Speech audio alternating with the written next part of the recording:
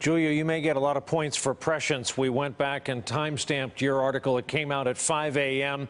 Here is in part what you wrote. It can be hard to get a straight answer out of Attorney General Jeff Sessions. So answer the question for us that your headline poses. Why did he meet with the Russian ambassador? I don't recall. I'm kidding. I'm so glad you stopped that audio. It was really intense. This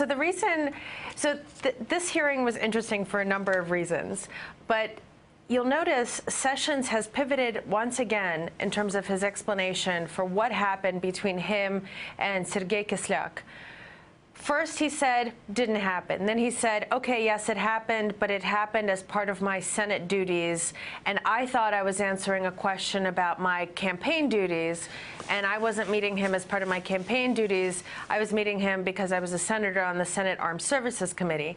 Today, he's completely walked away from that and focused on a very narrow denial where he said, I don't recall meeting him. I did not meet him in the Mayflower.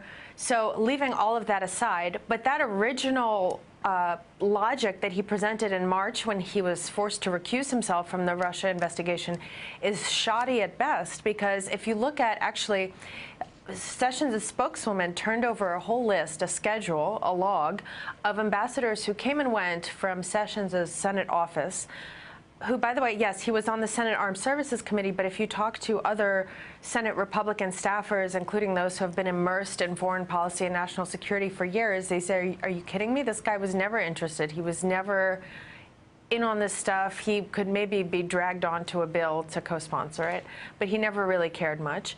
So this idea that he's, it's just part of his regular duties meeting with ambassadors. But the interesting thing is he's named in March of 2016 as the chairman of the Trump campaign's National Advisory Committee. In April of 2016, he has his first meeting with an ambassador. He has no meetings, 0 meetings in 2016 before he's named the chairman of the National Security Council of the Trump campaign. And he continues meeting with these people at a very fast clip until the election. And a few days after the election, 3 days after the election, he has his last meeting, and he never meets with any ambassadors again.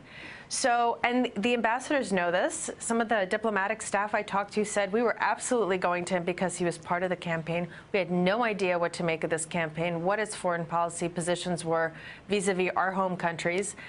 We were not treating him like a senator, but rather as a campaign surrogate. So all the evidence points to maybe that's why he abandoned that defense, because it was so full of holes. Hey there, I'm Chris Hayes from MSNBC. Thanks for watching MSNBC on YouTube. If you want to keep up to date with the videos we're putting out, you can click subscribe just below me, or click over on this list to see lots of other great videos.